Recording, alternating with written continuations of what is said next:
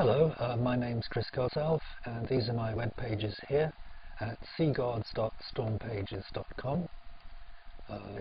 Which you'll get obviously some links to various places and some articles I've written. I'm going to be making some short videos, just demonstrate a few things, and the very first video I'm demonstrating is actually how to make the video. I'm making the video with something called Xvidcap. As you can see exactly what's going on my computer screen, and if I do Xvidcap, I'll get a nice little thing here. There's a record button, stop recording, pause, all the usual kind of things, and you can just select any area of your computer screen and start recording, and it'll just record what's in that little area. I'll just close that. This might look all odd to you.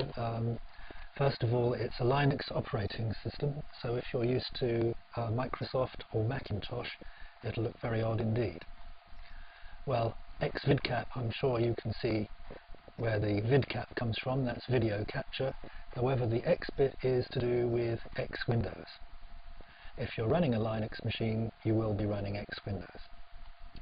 However, quick Google, X Windows on Microsoft, you can download software, so you can run X Windows on Microsoft, which means you can use Xvidcap, and of course Macintosh.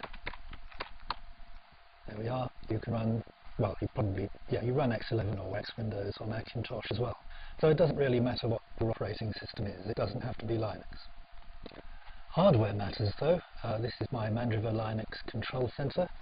And one of the things about the hardware is, if your hardware is a bit slow, for whatever reason, Xvidcap might drop frames, and if it drops a lot of frames, the video will look as though it's running too fast, and words will disappear, and so on. And if it's very bad, you'll sound like one of the chipmunks when you're recording.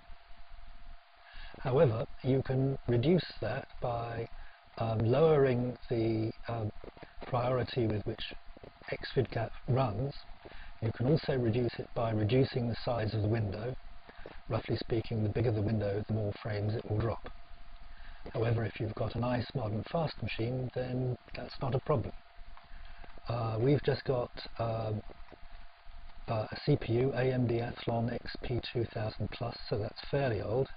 It says it's over 1.5 gigahertz. Memory wise, we've just got two 256 megabyte RAMs, and our video card here will be more important for other demonstrations, but this is quite an old video card and I don't get any hardware acceleration on graphics using it. Here's similar software, all packaged up for Microsoft. It does come at a price though, and Xvidcap is actually free. I'll just tell you where you can get it. So, I'll bring up the ubiquitous Google and just type in Xvidcap. And straight away we find the Xvidcap project homepage at SourceForge. At the bottom there's a couple of videos made using Xvidcap that'll instruct you on how to use it and how to get started, and you can download it for free from this site. So, to sum up, Xvidcap is video capture software. You can run it on X Windows. You can get X Windows if you're running Microsoft Windows. You can get it if you're running Apple Macintosh, and if you're running Linux, you will have it. So, I'll only add the frame dropping problem again. If your machine is slow, you need a smaller window size to get a lower rate of dropped frames. If too many frames are dropped, you'll find that the video just runs very quickly and the sound is awful. It sounds awful on this one anyway, partly due to the quality of my microphone.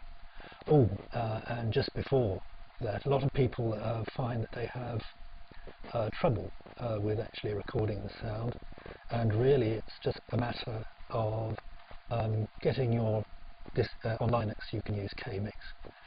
If you can get your input sorted out and all the various switches, whichever software you're using for your audio, then you can just record straight through a microphone jack on top of whatever you're recording on screen. So I'll finish off this particular demo now, and this afternoon I think I'll start making the OpenGL graphics one.